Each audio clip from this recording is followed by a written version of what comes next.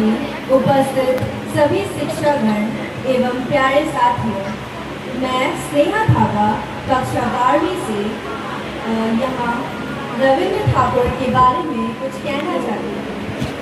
रविंद्रनाथ ठाकुर भारत साहित्य, संगीत, कला और शिक्षा जगत के महान व्यक्तित्व थे।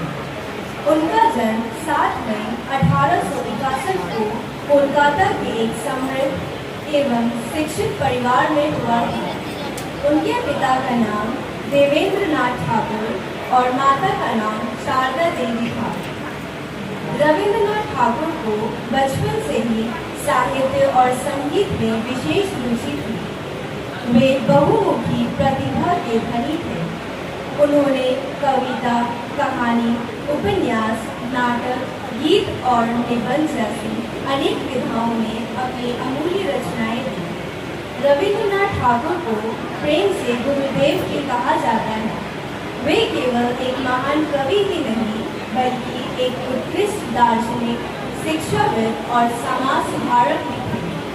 उनकी रचनाओं में प्रकृति, मानवता, देशभक्ति और आधुनिकता का अद्भुत समन्वय देखने को मिलता है। उनकी भाषा सरल, मधुर और भावपूर्ण थी, जो सीधे लोगों के हृदय को छू लेती थी। उनकी सबसे प्रसिद्ध कृति गीतांजलि है। इस काव्य संग्रह के लिए उन्हें वर्ष 1930 में साहित्य का नोबेल पुरस्कार प्राप्त हुआ।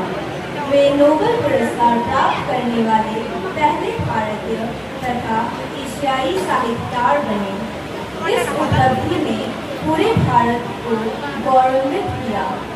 उनकी कविताओं में मानव जीवन के गहरे भाव और ईश्वर के प्रति श्रद्धा स्पष्ट रूप से दिखाई देती है।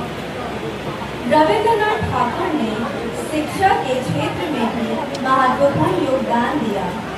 उन्होंने शांति निकेतन की स्थापना की, जो बाद में विश्व भारती विश्वविद्यालय के रूप में प्रसिद्ध हुआ।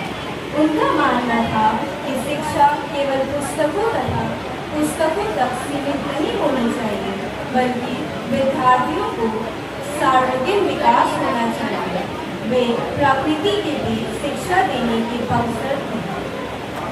उन्होंने भारत के राष्ट्रगान जन गण मन की रचना की। इसके अतिरिक्त बांग्लादेश का राष्ट्रगान अमर सोनार बांग्ला भी उनकी ही रचना है। यह उनकी महानता